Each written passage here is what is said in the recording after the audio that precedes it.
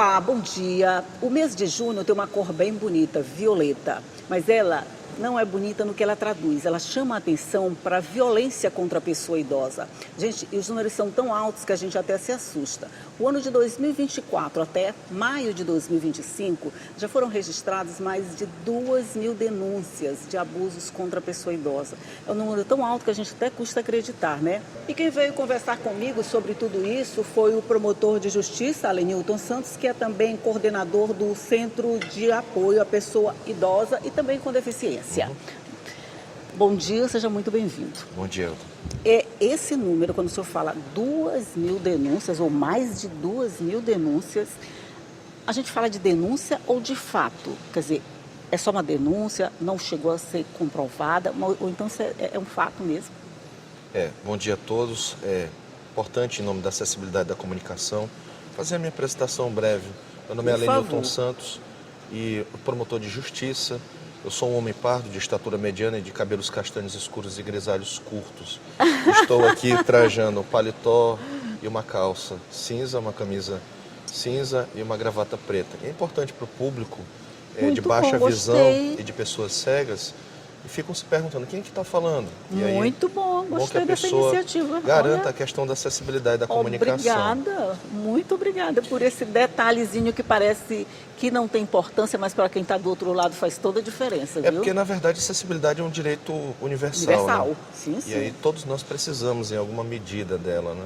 Então deixa eu me apresentar. Como é que eu digo? Eu sou Faça sua morena, sou baixinha, estou de blusa preta, meu cabelo é um pouquinho castanho, tenho os olhos pretos, tá bom.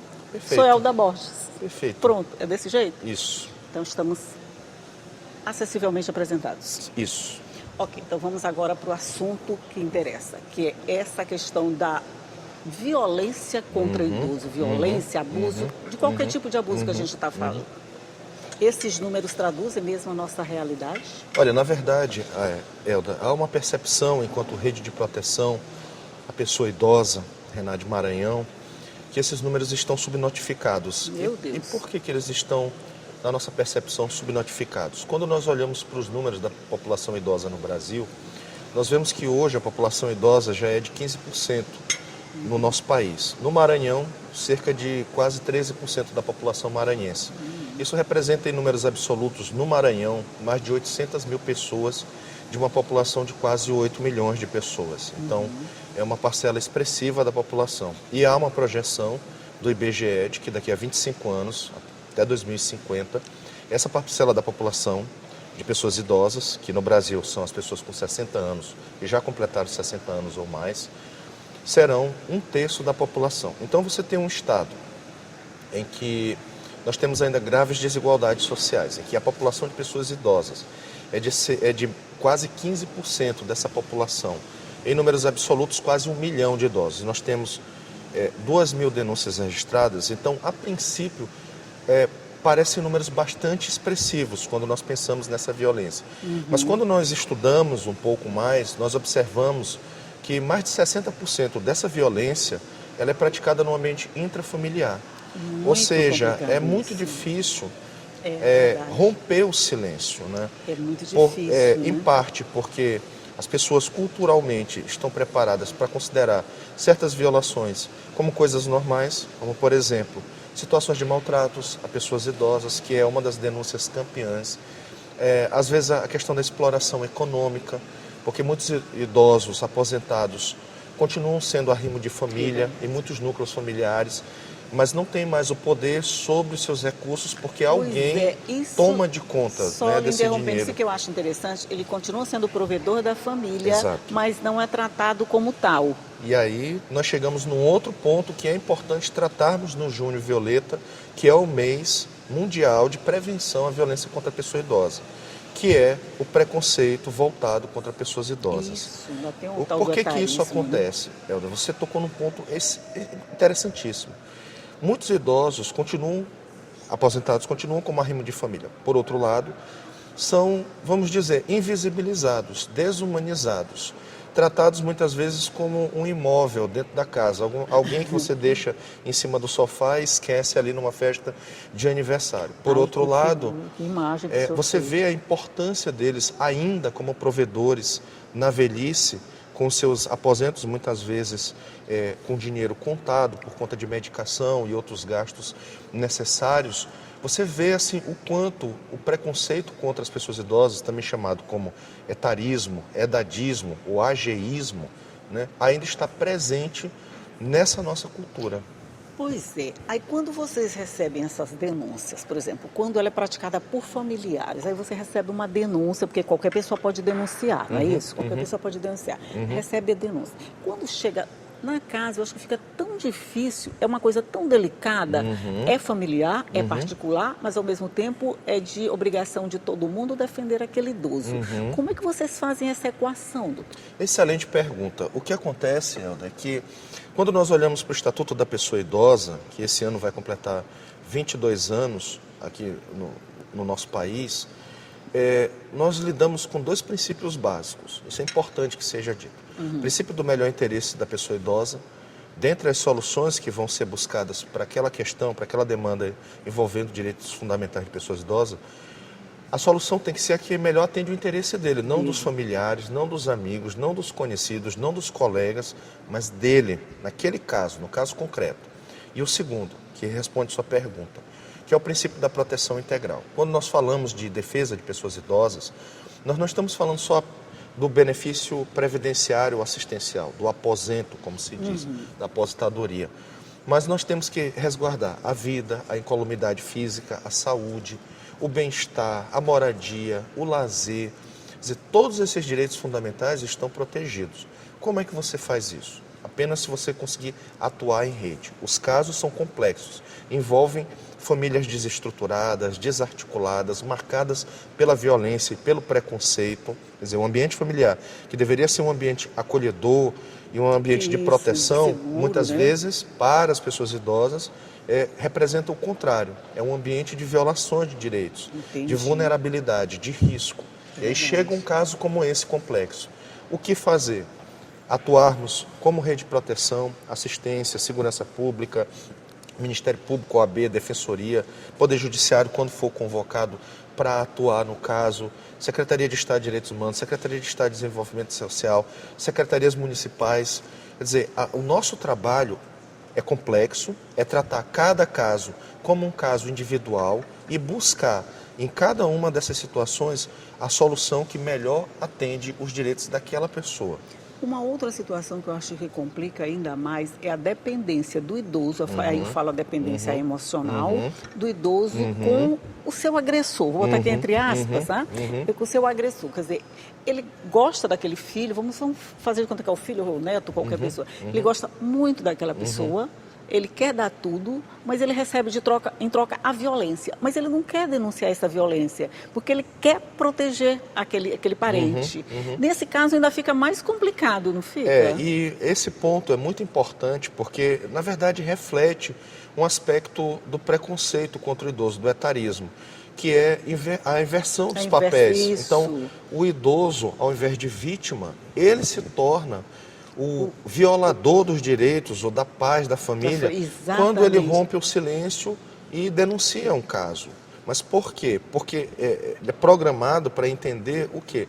Que naquele momento da vida dele ele não tem mais nada a contribuir, ele vai apenas ser usado, né, dentro do núcleo familiar para os interesses dos parentes mais novos.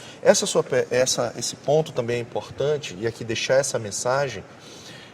Eu estive participando do Congresso Internacional de Envelhecimento Humano no ano de 2023, que ocorreu lá em João Pessoa, Paraíba, e um dos aspectos principais tratados sobre o envelhecimento humano é buscar um envelhecimento mais saudável que garanta a autonomia da pessoa idosa, de ela poder ir e vir livremente para onde ela quer e resguardar a cognição dela.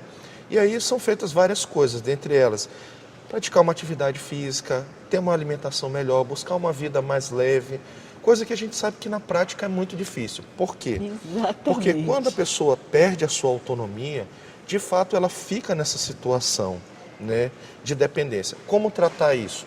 Nós temos no limite, ou na exceção da exceção, o acolhimento, o abrigamento institucional, as ELPIs, os abrigos de pessoas idosas. Que vivem lotados e que não tem mais vaga para ninguém. E é interessante, Elda, porque essa modalidade, esse serviço de acolhimento de idosos, ele pode ser tanto governamental, e nós temos algumas aqui, só a título de curiosidade. No Maranhão nós temos 20 ILPIs, Instituições de Longa Permanência de Pessoa Idosa. Governamentais nós temos apenas 4.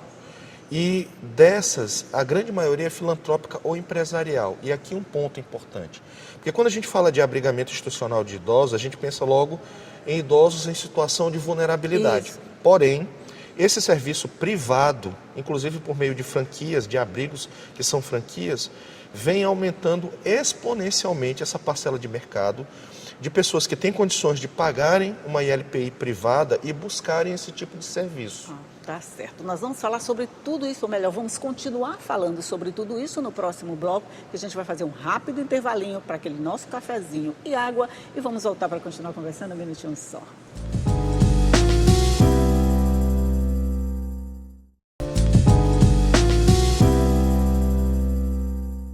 Já estamos de volta conversando aqui sobre o Junho Violeta e a conscientização sobre os perigos que a pessoa idosa está submetida por conta de maus tratos, por conta de violência, principalmente de familiares. Eu estou conversando aqui com o promotor de justiça, Alenilton Santos, que também é responsável por essa parte dentro do Ministério Público.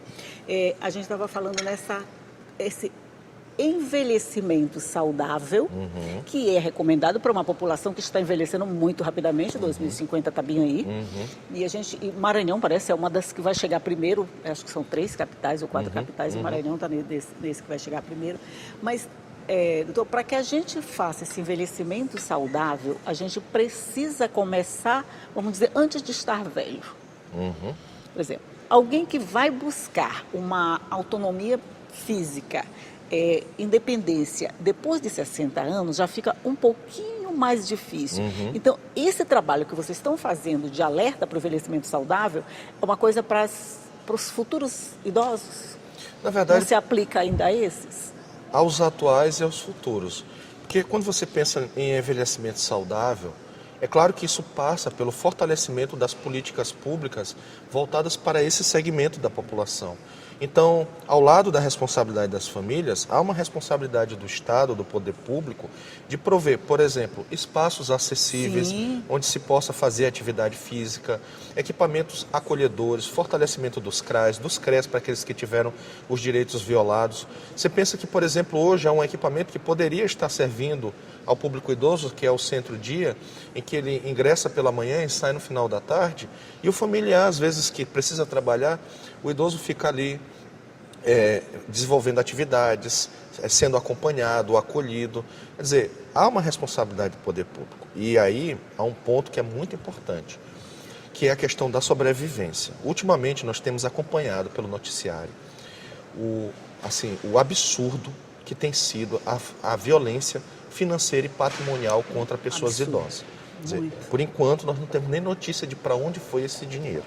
Não tivemos nenhuma publicação ainda dizendo que parte desse dinheiro, e aí já se fala de 90 bilhões, 100 bilhões, que foram tomados ilegalmente de pessoas idosas. Nós estamos falando do caso dos aposentados, né? E aí você veja assim, a dificuldade que nós temos, porque muitos desses idosos recebem uma aposentadoria e o dinheiro é contado para várias necessidades, né, que ele tem, principalmente questão de saúde e a alimentação. Se você permite que essa violência financeira e patrimonial se prorrogue contra essa parte da população, você deixa uma grande parcela da população em situação de extrema vulnerabilidade. Por quê? Não é apenas uma questão patrimonial, a violência contra pessoas idosas. É uma questão de sobrevivência. Para alguém que recebe um salário mínimo e tem ali desviados 200, 300 reais, você está colocando em xeque a sobrevivência da pessoa. A sobrevivência dela. Exatamente. E aí, hoje, se você buscar nos juizados especiais, você vai ver que a demanda mais recorrente são pessoas idosas buscando na justiça uma reparação. E aqui eu quero aproveitar o espaço para dizer, com relação ao combate a essa forma de violência, que as pessoas idosas, familiares, uma vez que detectem que houve uma fraude com relação ao seu benefício previdenciário ou assistencial, primeiro, que procurem o INSS e informem sobre a fraude. Busquem a delegacia de polícia, registrem um boletim de ocorrência, busquem o PROCON e denunciem para que o PROCON possa tomar as medidas cabíveis contra a instituição bancária ou financeira pela qual foi operacionalizado aquele empréstimo fraudulento, aquela fraude. E para reparação, para efeitos de reparação, caso não consigam apenas pelo PROCON, que busquem a Defensoria Pública ou a advocacia para entrar com as ações na Justiça. Eu peço ainda uma gentileza. Sempre denunciem esses casos ao Ministério Público, porque cabe a nós investigarmos e apurarmos a responsabilidade criminal dessas quadrilhas que hoje estão aí nos noticiários e que, infelizmente, no nosso Júnior Violeta, representa uma grande ameaça à saúde e à sobrevivência das pessoas idosas no nosso país. Só uma dúvida, quando o senhor diz, façam também a denúncia ao Ministério Público. De alguma forma, essas denúncias, elas têm uma rede, elas têm um suporte. Por exemplo, se eu faço uma denúncia na polícia, se eu faço uma denúncia no PROCON, a cadeia toda se movimenta para proteger essa pessoa, para dar uma solução para esse caso, ou precisa você particularizar essa denúncia, esse abuso em todos esses órgãos? Como é que funciona? Ainda há essa necessidade, né? O ideal é que nós tivéssemos uma rede completamente integrada. Mas sim, respondendo a sua pergunta, é necessário que a pessoa se dirija a cada um desses órgãos e faça, a cada um desses órgãos e vá promovendo essa demanda. É importante o INSS tomar conhecimento e receber o registro disso, o boletim de ocorrência. Uma outra coisa importante, apenas para aproveitar esse espaço, dizer o seguinte: todas as vezes que forem contratar algum empréstimo, por gentileza, guardem um contrato, não assinem nenhum documento sem lerem o documento. Se tem assistência de alguém, algum familiar ou amigo que possa ler aquele contrato, aquele instrumento contratual, não assinem sem terem a garantia de que é exatamente aquilo. E guardem esses contratos, porque tem acontecido muito de, no momento que vem o desconto, dizer: eu não queria isso, eu não recebi esse dinheiro. Mas como você comprova? Eu não recebi o contrato, a instituição ficou de enviar o contrato depois e nunca encaminharam. Então, muita atenção, não assinem qualquer documento. Cuidado com a telemetria facial, com pessoas querendo tirar eles são sua tão foto. convincentes na hora de oferecer o serviço, que se a pessoa está sozinha, idoso ou qualquer outra pessoa, acaba caindo naquela conversa. A gente acha que ele pode se defender.